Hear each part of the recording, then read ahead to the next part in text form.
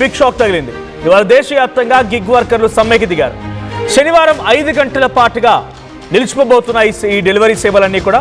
ఇక ఇవాళ మధ్యాహ్నం 12 గంటల నుంచి 5 గంటల వరకు ఈ సమ్మె కొనసాగబోతోంది. పెరిగినటువంటి ఫ్యూయల్ ఖర్చులతో ఆదాయం పడిపోతుందంటూ డెలివరీ ఛార్జీలు కిలోమీటర్కి 20 వరకు పెంచాలని డిమాండ్ చేస్తూ ఆందోళన వ్యక్తం చేస్తున్నారు ఈ Swiggy Zomato delivery boys. So gig వర్కర్ల సమ్మెతో తీవ్ర ఇబ్బందులు పడబోతున్నారు. సో గతంలో కూడా ఇదే మాదిరిగా అనేక హెచ్చరికలు జారీ చేశారు డెలివరీ బాయ్స్. ఇప్పుడు మరోసారి స్విగ్గీ జొమాటో ఫుడ్ డెలివరీకి సంబంధించి గతంలో ఇమ్మీడియట్ ఇన్స్టాంట్ అని చెప్పి 10 minutesలో డెలివరీ అయిపోవాలి. ఇప్పుడేమో మాకు తగ్గట్టుగా ఛార్జీలు లేవు అన్నట్టుగా వాళ్ళు చెప్తున్నారు. సో ఏదేం జరిగినా ప్రస్తుతం స్విగ్గీ జొమాటో సేవలు మరొక 5 గంటల పాటు నిలిచిపోబోతున్నాయి.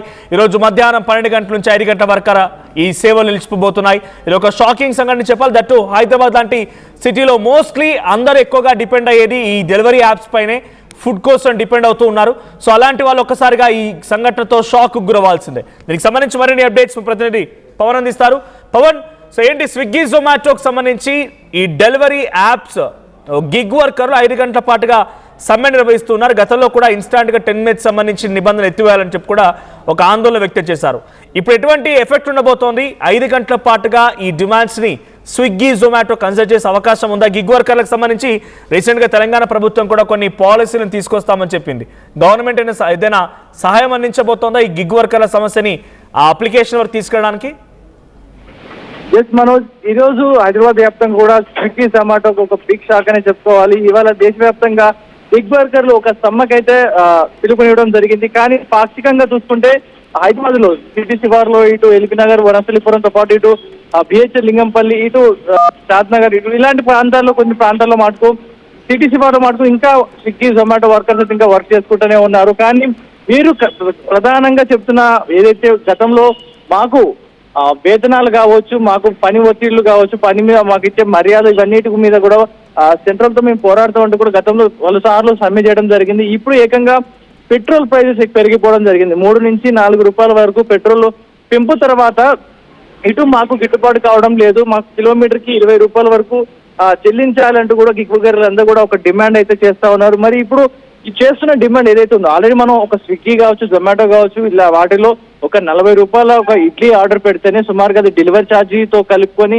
100-150 రూపాయలు పడతా ఉంది. అంటే ఒక 40 రూపాయల ఫుడ్ ఆర్డర్ పెట్టినా కూడా సుమారుగా 150 ఉంది. ఒకవేళ 50-60 రూపాయలు పెడితే 250 రూపాయల వరకు మనకు డెలివరీ ఛార్జెస్ తో పడతా ఉంది. ఇప్పుడు వీళ్ళు ఏకంగా డెలివరీ ఛార్జెస్ మీద ఒక కిలోమీటర్కి 20 రూపాయలు పెంచాలన్న నేపథ్యంలో దీన్ని కనుక అమలు కనుక చేస్తే సుమారుగా మనం ఒక ప్లేట్ ఇడ్లీ తినాలన్నా కూడా ఒక 250 రూపాయలు చెల్లించాల్సిన పరిస్థితి వస్తుంది. గత ఫ్యూచర్ లో చూసుకుంటే అదే సిచ్యువేషన్ వస్తుందంటూ కూడా ఆర్థిక నిపుణులు కూడా చెప్తా ఉన్నారు. ఇటు పెట్రోల్ పెంపు 4-5 రూపాయలు పెంపు తర్వాత ఇటు మాకు గిట్టుబాటు కావట్లేదు అంటా ఉన్నారు. కానీ ఇటు ఏదైతే స్విగ్గీ జొమాటో ప్లాట్ఫామ్ ఫీజులు ఏవైతే ఉన్నాయో, సుమారుగా ప్రొడక్ట్ ఎంతైతే ప్రైస్ ఉంటుందో దాని పర్సంటేజ్ సుమారుగా అదే పర్సంటేజ్ సుమారు 50 రూపాయల ప్రొడక్ట్ గా 40 రూపాయల వరకు కూడా వారు ఛార్జెస్ వేస్తా ఉన్నారు. ఆపై డెలివరీ ఛార్జెస్ అన్ని కూడా వేస్తా ఉన్నారు.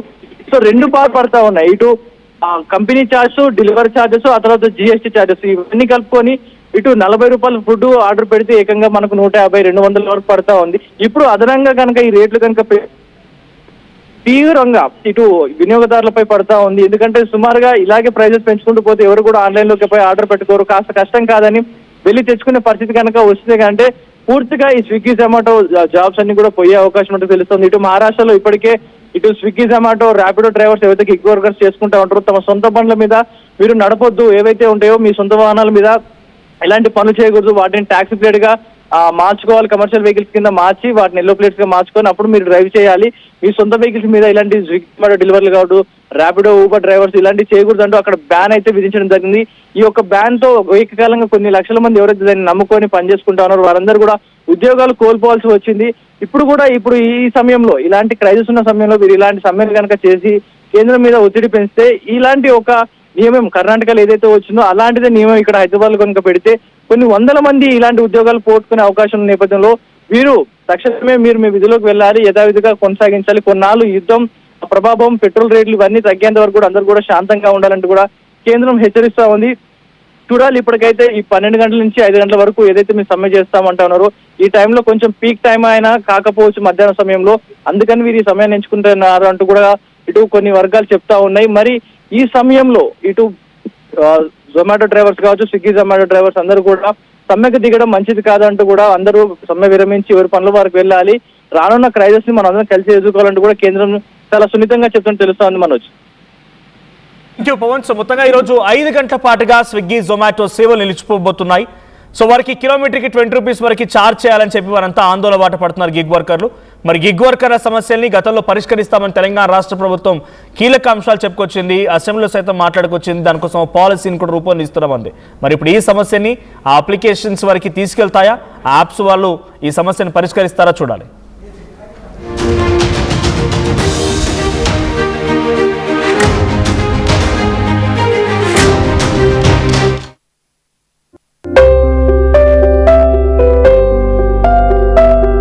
చిన్న చిన్న ఆనందాలు 35 ఏళ్లుగా నా జీవితంలో లేవు. 35 ఏళ్లుగా నేను డైపర్లలో బ్రతికాను. 6 సెంటీమీటర్ల ఫిస్టులా నా మూత్రాశయంలో లీకు కారణమైంది. ఎవరూ నాకు సహాయం చేయలేకపోయారు. AINUలో వైద్యులను కలిసే వరకు అక్కడ వారు రోబోటిక్ శస్త్రచికిత్సతో నాకు పరిష్కారం ఇచ్చారు. వారు నా ఆత్మవిశ్వాసాన్ని కూడా తిరిగిచ్చారు. Precision care makes it possible. The Center for Robotic Surgery at AINU